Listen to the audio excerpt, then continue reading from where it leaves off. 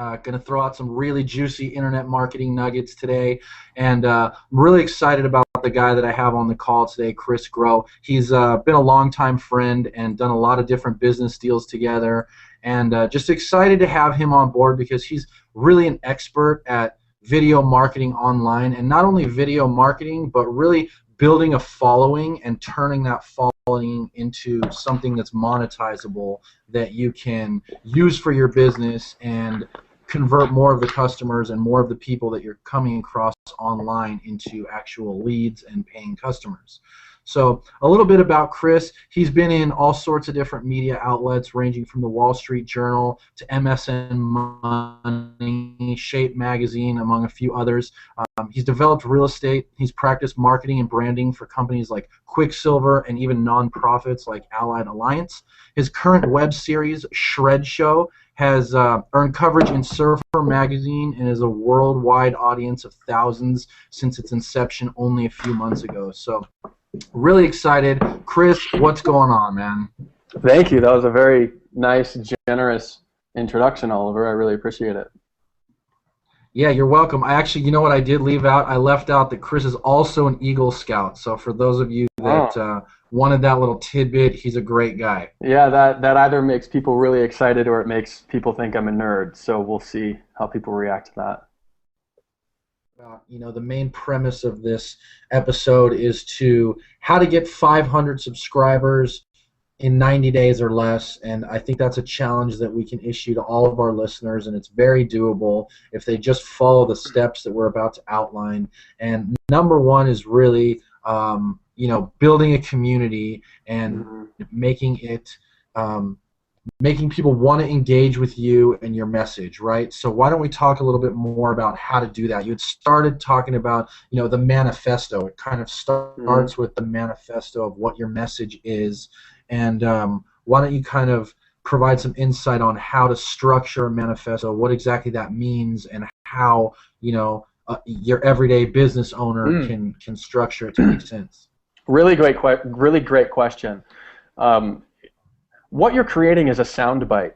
You're creating a soundbite that one person can say to someone else that's very easily understandable. So mine is, the success of the surf apparel industry depends on the success of the surfboard industry, because without surfboards, there would be no surf lifestyle to sell. That's very short, and a surfer can understand what I'm saying very quickly.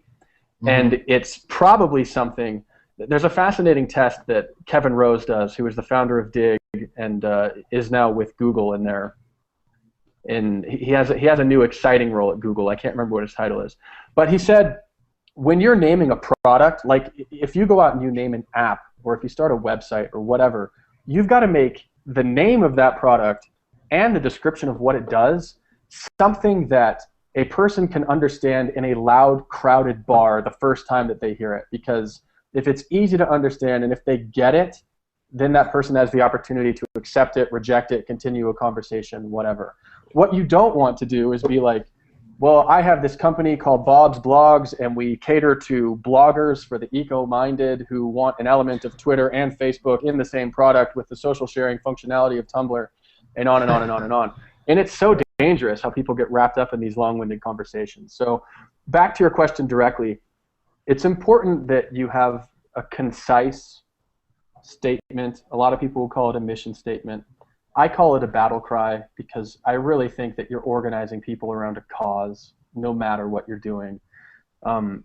Andrew Warner, who does Mixergy, who interviews a lot of people on Mixergy, he calls his audience freedom fighters because he thinks that every entrepreneur wants to be rich so that they can have freedom.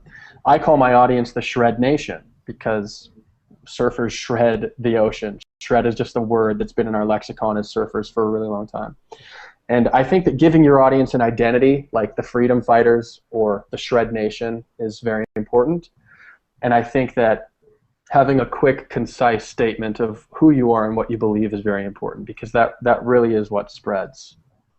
So what would be some good examples of that, and then maybe some bad examples of that, right? The long-winded one, obviously we want to keep it concise, but really when you think about you know, drawing people in and helping them identify with your message, what would you say to, you know, the donut store owner versus the real estate or service professional? Well, I think that one of the first things to do is to not make decisions based off of fear, and don't try to make a mission statement or a product that everyone will love, because it's one of the quickest ways to failure. I think that when you create this battle cry, or you create content, or you create a product, from the beginning, you have to create something that will polarize people, that will force people to have an opinion. When I started Shred Show, I knew that some people might not like it. I knew that some people might not really enjoy some really excited guy touching and rubbing surfboards and being excited on camera and really throwing personality into it. And I think that your goal from the beginning has to be do something that everyone will have an opinion about. And your brand name, your logo, your mission statement, your product, I think it all has to be something that people will care about. Because conversation is what makes things spread in the world and, in the real world and online. And people have to love you and hate you in order for conversations to happen on the internet. Does that make sense? I think so, yeah, I think so. I mean, it seems that that's something that everyone can kind of take to heart and kind of focus their message around the battle cry, so to speak. I like that. I'm going to use that in the future, because it gives them, you want to give them a reason to act and a reason to get behind you, right? So if it's donut enthusiasts, whatever that is, right, versus real estate investors, it's going to be something else. But make it exciting, make it, you know, educate, inspire, and motivate. That's kind of the name of the game. Yeah, I just really quick, as a funny little example, you just inspired me to this. If I owned a donut store, my battle cry would be something like donuts, the finest food on the planet. A lot of people are going to agree with that, but a lot of people are going to get really pissed off. Like, no, they make you fat, they make you lazy, they promote junk food addiction in children, etc. And you just have to position yourself in a way that makes other people have an opinion of you. I like that. That's a good nugget. Let's kind of move on here. I'm just looking through my show notes here. Cool. I will take a sip of tea. Tell me a little bit about the rise of Shred Show, right? So, like, and the other online projects that you've done that have grown really quickly. What's kind of step one, right? So you've laid out, you've got your concept down, you've shot your first couple of videos, you've named your audience to give them the sense of identity to get behind you. What's the next step? Yeah, well, you know, there's this really common conception that as an entrepreneur, your biggest responsibility in the beginning stages is to keep your ideas a secret so that no one else steals them. But in reality, if your idea is any good, I mean, your biggest hurdle is convincing people that you're not crazy, convincing people that you have a good product and a good idea. It is an interesting position that a lot of people find themselves in, I think, to create an awesome product and have this amazing message and put a lot of work into something and then launch it, and it gets no attention. It's crickets. No one cares. The one thing that I would point to that has been tremendously useful for me in a lot of areas is getting mentions in the media. There's a woman on Shark Tank who, her name is Barbara Corcoran, I believe, and her whole motto seems to just be PR, PR, PR, PR. And I think that she's really onto something, because my growth initially with Shred Show, I really started it in January, and it's since got, you know, over 40,000 views, over probably almost 800 subscribers on YouTube, an email list that's growing really steady, and a lot of people around the world who really like it. The tipping point for me was getting mentioned in Surfer Magazine, and that happened in March. I think it happened on March 8th. Mm-hmm. And it's really interesting how that happened, because a lot of people on message boards started talking about my show, both positively and negatively. And what happened is some small blogs in the surfing world saw that there was a lot of conversation around my videos, and looked at that and they thought to themselves, well, people are talking about this, that equals page views, that equals advertisements. So they featured me on their websites. These sites were buddhasport.com and stokereport.com. And on those websites got noticed by people who thought it was cool, who then notified Surfer Magazine, who then put me on their most popular web feature every week called Week in Review. And when that happened, it was just a complete tipping point. I mean, I think the month before that, I had gained like 73 subscribers in a month. And then the month that Surfer Magazine mentioned happened, I gained like 300 subscribers or something like that. A whole bunch of views, a lot of comments, a lot of engagement. And so, one to cut you off there. Go ahead. Can I make one more really quick point? Yes. The mention that Surfer Magazine gave me was not very flattering. They posted my video and said something to the effect of like, who is this crazy guy or something? But it was amazing because what it did is it gave people the opportunity to say, wait, I really like this Shred Show guy. This is amazing. And it got more comments than any other Week in Review feature that they've ever had on that website. So that was my tipping point. I think it was press, mentions in the media. That is pretty cool. That's definitely a big distinction because obviously the name of the game to getting more subscribers is getting more traffic, and so that's kind of a big challenge for a lot of people is, okay, how do I get the traffic? And most people, they want to either spam it out or they want to buy the traffic, right?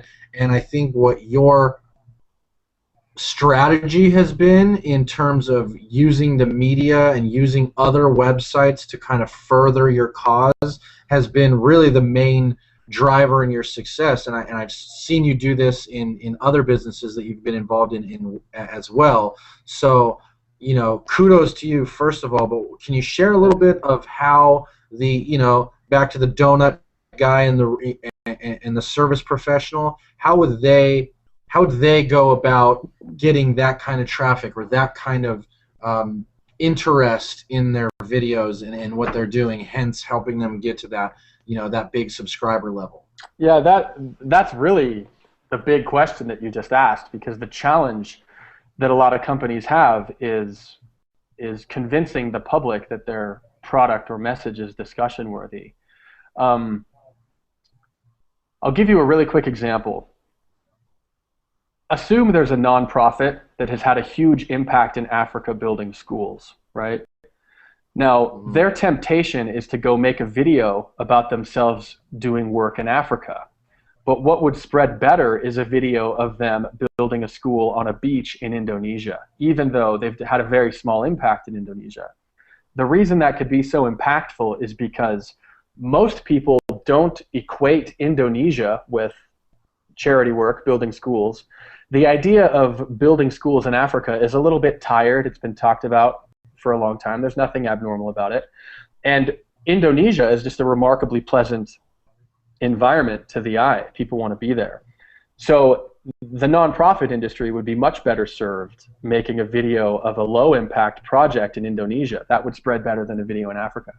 There's a fascinating book by a guy named Ryan Holiday, who is a marketing and PR strategist for notorious clients like Tucker Max and Dov Charney, who's the CEO of American Apparel. And he wrote a book called Trust Me, I'm Lying, and it's essentially about how to climb the media ladder to get mentions in local blogs and small newspapers, and then use that to get the attention of bigger blogs, which then help you get the attention of, you know, news channels and so forth. And I think that's a productive read. But the one thing, if I could sum all this down into something that would help someone who owned a donut store, you have to find the aspects of your brand that are the most polarizing. Krispy Kreme had delicious donuts, but the thing that was most discussion worthy about them is they, at the time, had this revolutionary, never heard of way of deep frying donuts. Now, I don't know anything about donuts, and maybe I'm wrong that it was revolutionary, but that soundbite traveled from person to person to person.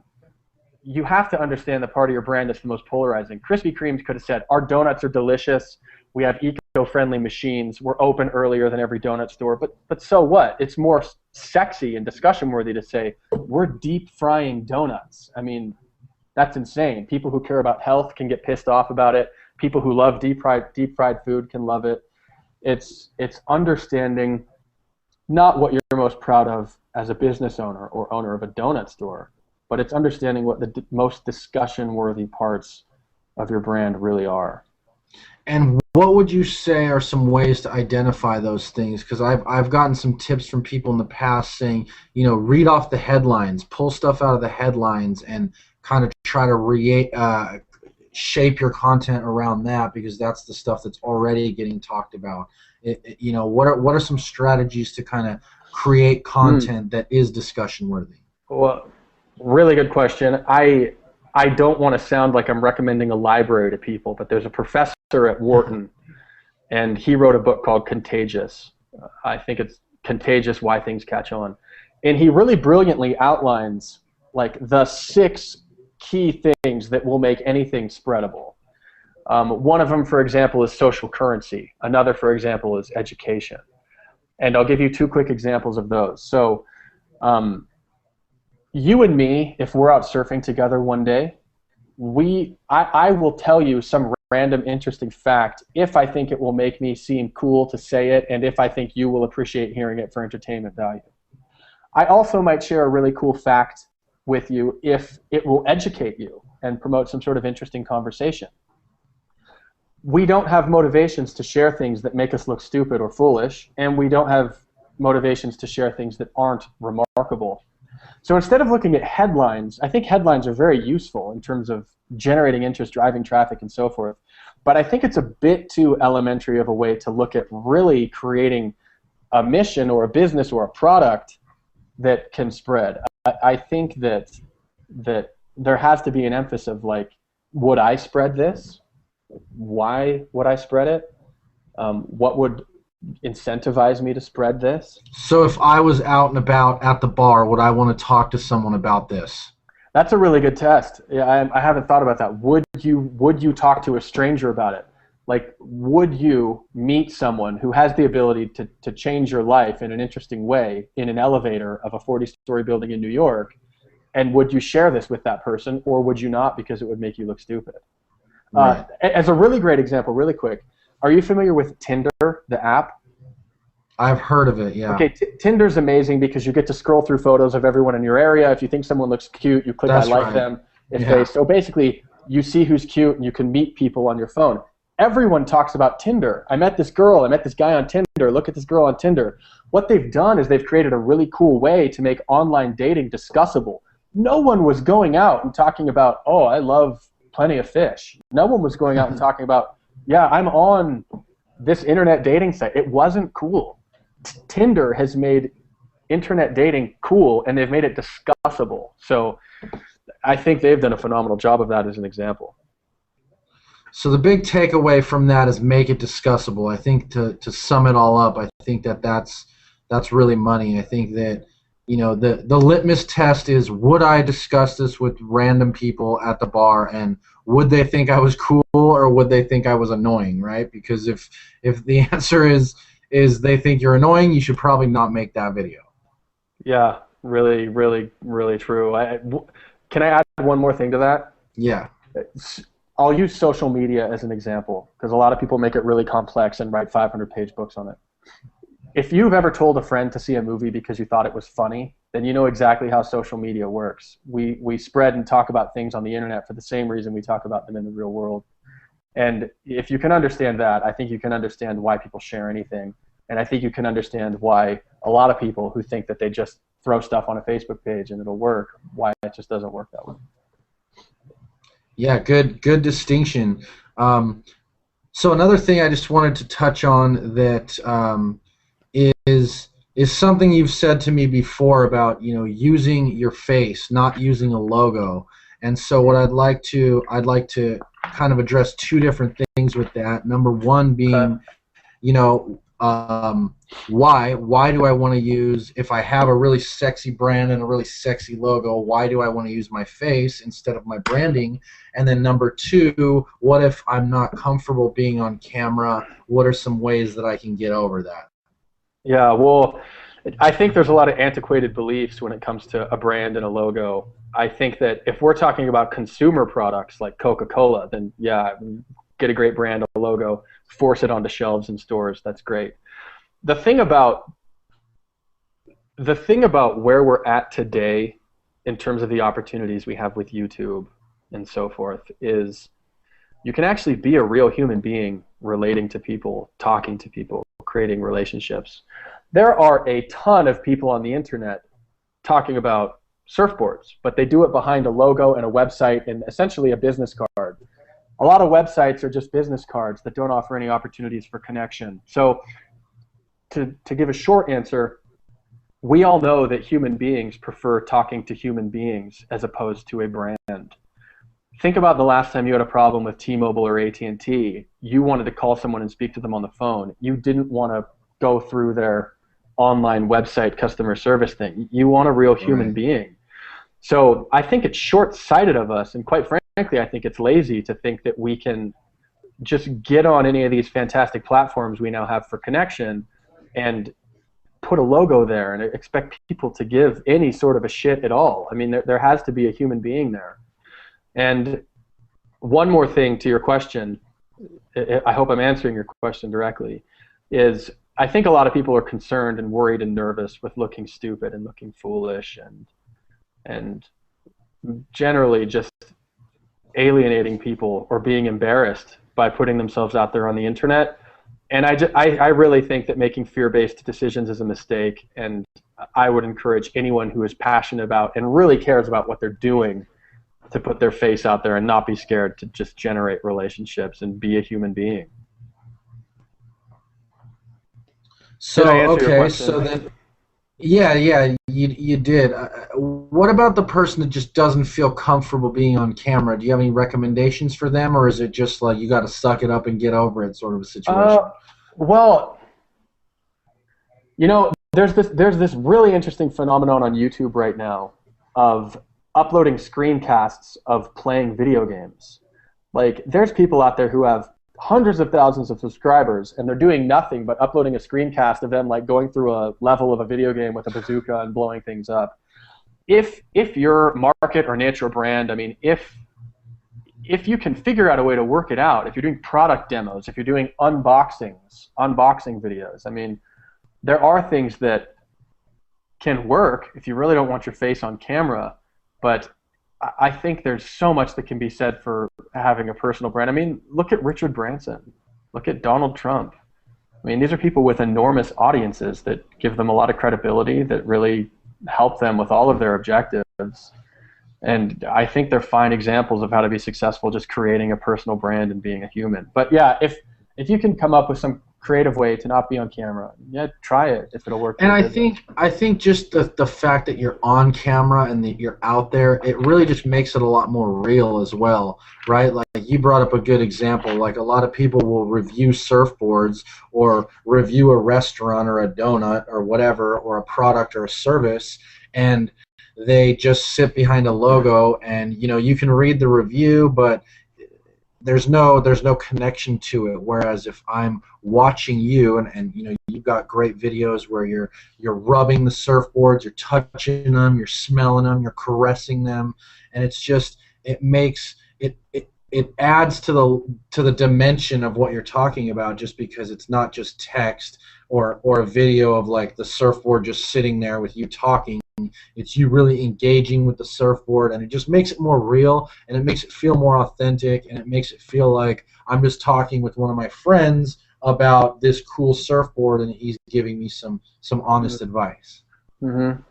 Yeah, I think you're dead on, and to your point, no one bought the ShamWell or OxyClean because they were amazing. They bought them because of Billy Mays and Vince the ShamWell salesman. Who an editor of a popular surfing magazine in Australia actually referenced me as Vince the ShamWell guy of surfboards, which is great. And that's great. Those are human beings. It's human beings that are selling those things. The slap chop. That's right. That was funny. You're gonna love my nuts, he said, I think. You're gonna love my nuts. Amazing talent, that gentleman. So back to the videos, and getting my channel up to 500 subscribers and putting out that quality content and being engaging and authentic.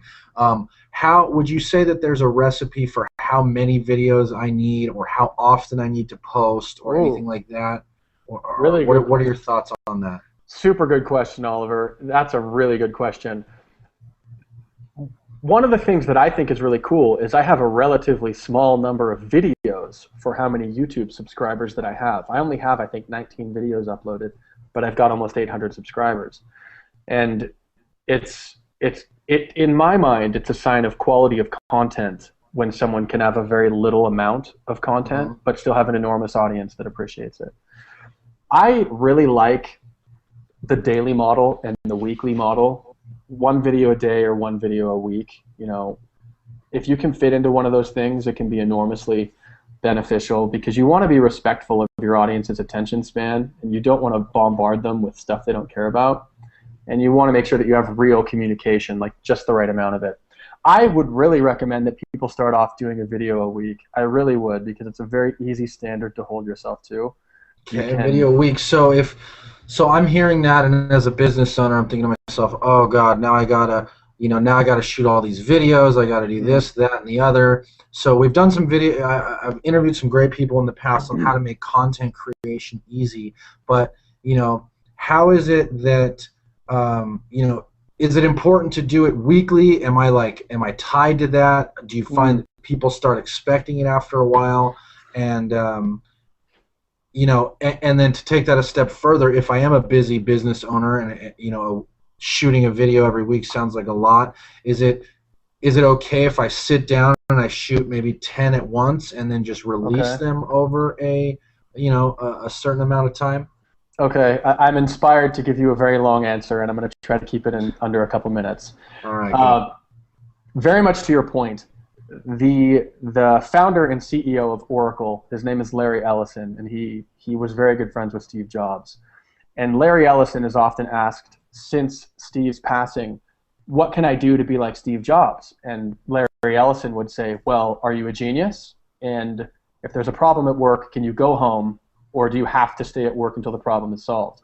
If you are those two things, you're Steve Jobs. If you're not those two things, you'll never be Steve Jobs. So he approached it like a test. You can't emulate Steve Jobs, but you can determine whether or not you are him.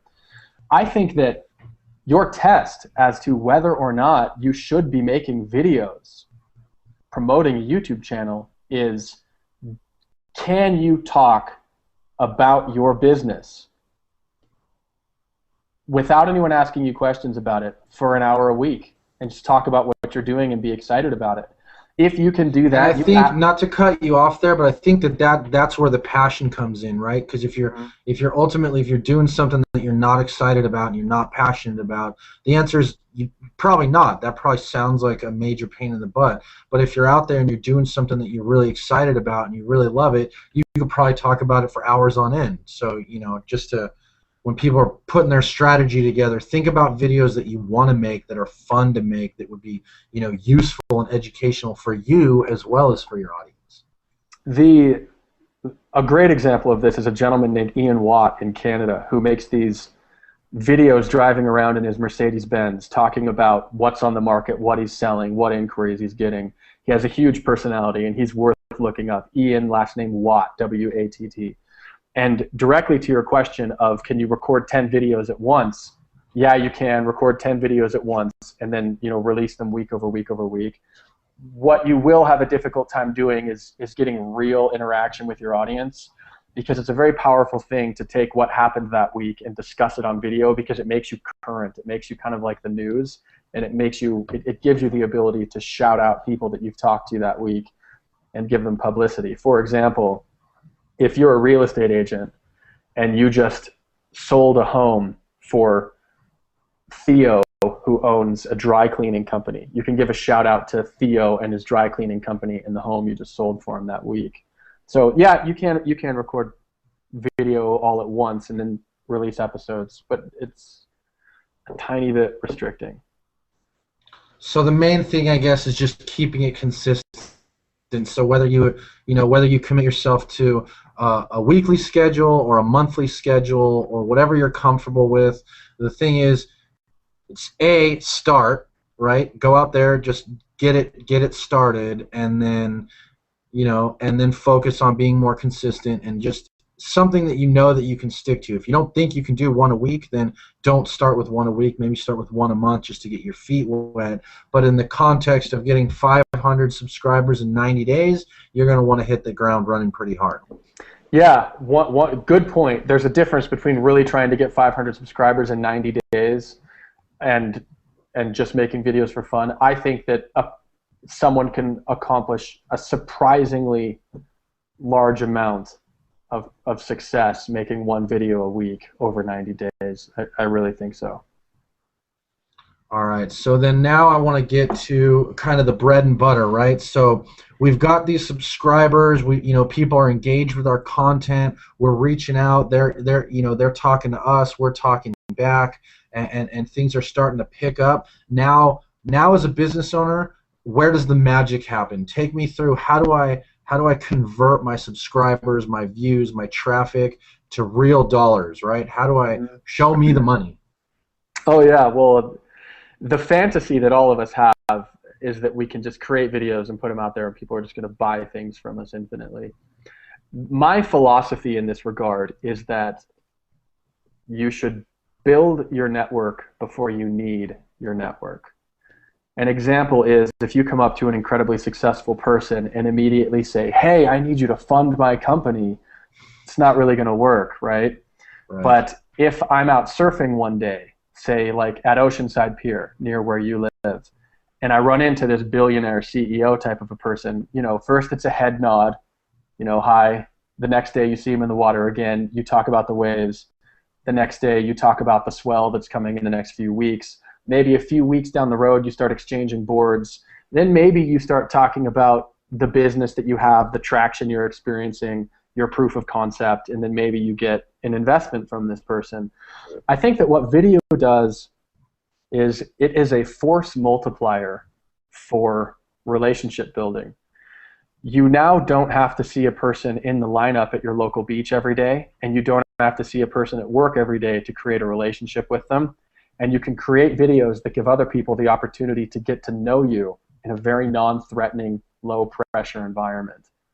So I think when it comes to exacting a profit, a financial benefit from your videos, I think that what it comes from is focusing on creating relationships. And for me, what that looks like is I check my email twice every day. I respond to every email that I get. I ask questions because I really care about these people. This is why I started doing this. And through those conversations that you peripherally start having around your show, it's very surprising how many opportunities get thrown at you for access to people and resources, access to capital, access to sales. I mean, it's really phenomenal because it's a relationship business, really. It is not a plug-and-play infomercial. It's a relationship business. Right. Did I answer that directly enough? And just to kind of further that, point too is, it comes back to the, making yourself the expert, right? Like you were saying, you wouldn't just go into a networking event, bust through the door and say, hey, I do this, let's do business together, right? It's all about going in there and shaking hands and kind of, then maybe meeting for a cup of coffee and just taking it a step further over time. And just to share a story on that point, we have a lot of agents that we coach for online marketing, real estate agents, and I get a lot of feedback from them saying, hey, my videos have really helped out over time because now I'm getting new buyers that are calling me and new sellers that are calling me, and they're saying, hey, I've been watching you for the last 2 months online. You've answered all my questions already, and now I'm at the point where I'm ready to make a purchase, and since I've been watching you the whole time and I've been engaged with you the whole time and I emailed you and you answered my question, I want to work with you. Right, and that's really how it translates to business. It's about educating, inspiring, and adding value. And if you're able to do those three things, your business will grow and the relationships will grow. And then that's where the real money's at. Yeah, it's enormously powerful, and I think it takes a long-sighted view, not a short-sighted, I need to extract a financial reward out of this right now. I think it takes relationship capital. I think that's a tremendous example you just gave. Very good. So why don't we just kind of end the call here, wrap things up with kind of your thoughts on just a summary of what our listeners and all the people checking this out, if you have any questions or comments for either myself or Chris, you can comment right on this page. Just let us know what you're thinking. Let us know your thoughts. And Chris, why don't you take us out with just kind of the final thoughts? What do I need to do to make this happen today? Oh, the final thoughts. I think, just specifically relative to getting 500 subscribers in 90 days. Yep. I think. Okay, here's one thing that I think might be useful for people really quick. Can I take 2 minutes?